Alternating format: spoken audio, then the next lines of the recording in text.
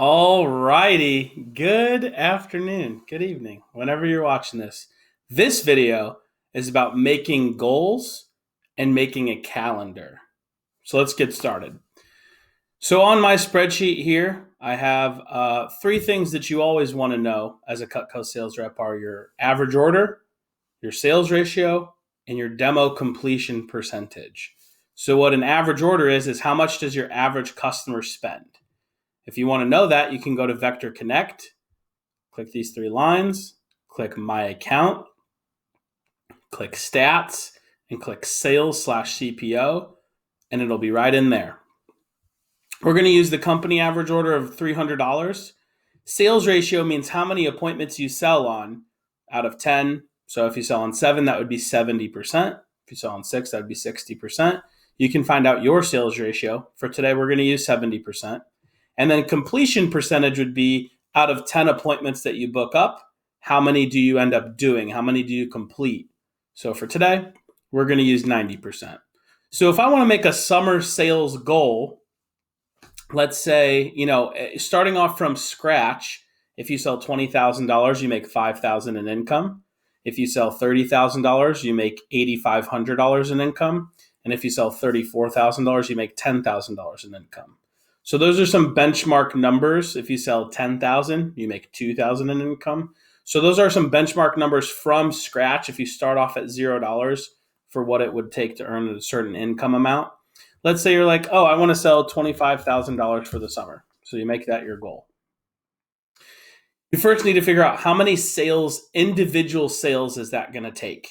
So you would take equals 25,000, divide that by your average order, and that'll give you 83, for this example, 83. That means if 25,000 is my goal for the summer, I need to make 83 sales. So obviously if I need to make 83 sales, I need to do more appointments than that, but I need to make 83 sales. Appointments completed, which means how many appointments is it going to take me to get 83 sales? So I could do equals 83 divided by my sales ratio, and that gives me 119. That means if I do 119 appointments and I sell on 70% of them, I'll make 83 sales. If I make 83 sales at $300 a piece, I'll sell $25,000. And then appointments booked goal, because not every appointment you book ends up happening, but we're going to imagine 90% is probably an accurate number. So we'll take equals that number right there, 119, divided by 90%. That gives me 132. So if I book up 132 appointments, I'm statistically going to complete 119 of them. And if I do that, I'm statistically going to sell on 83 of them, and I'm going to sell about $25,000. Now you can do this for your percentages using your averages, but then a big thing I would want to know is how many appointments do I need to do per week to make that happen? So there are currently 16 weeks left in the summer. You would have to look at a calendar, depending on when you're watching this, to see how many weeks are left in the summer at this point. But at this current moment, there are 16. So if I take equals 132 that I have to book up, divide it by, let's say I'm going to take one full week off. So let's divide it by 15.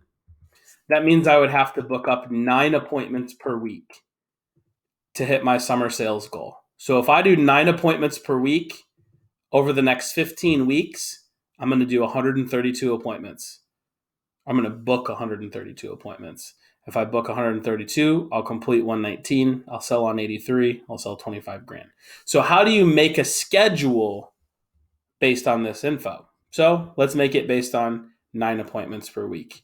I suggest using Google Calendar. You can do whatever you want, but Google Calendar goes along really nicely with the Q app, and it's an app on your phone. Google Calendar is, and it's just so easy. So the first thing I would do when I'm making a calendar is I like to take a day off. I always choose Sunday, so I'm going to take Sundays off. And then I want to put in personal stuff. So I have church on Sunday morning, so I'm going to put that in.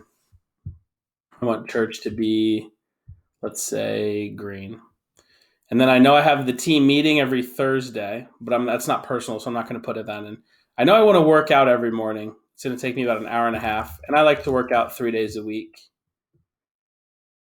So I'm going to work out Monday, Wednesday, and Friday. And my workouts are going to be, let's make those gray. No, let's make those red. And then every Friday night we have family night, family game night. So I'm going to put that in, family game night. I'm going to make sure I get that in there. And then I always hang out with my friends on Saturday nights.